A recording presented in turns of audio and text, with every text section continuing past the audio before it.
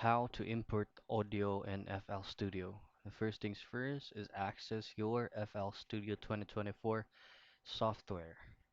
Now I have already mine here pulled up.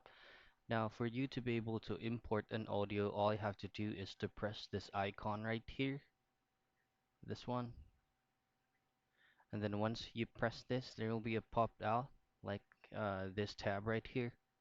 All you have to do is to click this plus sign and then go to audio clip under MISC.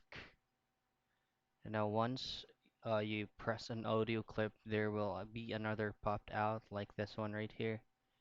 Then all I have to do is to click this folder icon right here. Click on it. Now this is where you'll find your audio or your MP3 file that you want to be imported to FL Studio. So for example, this one. So once that audio or MP3 file is imported, all I have to do to use that is just click and drag on the project file right here. So that's basically it. That's how simple you import audio in FL Studio.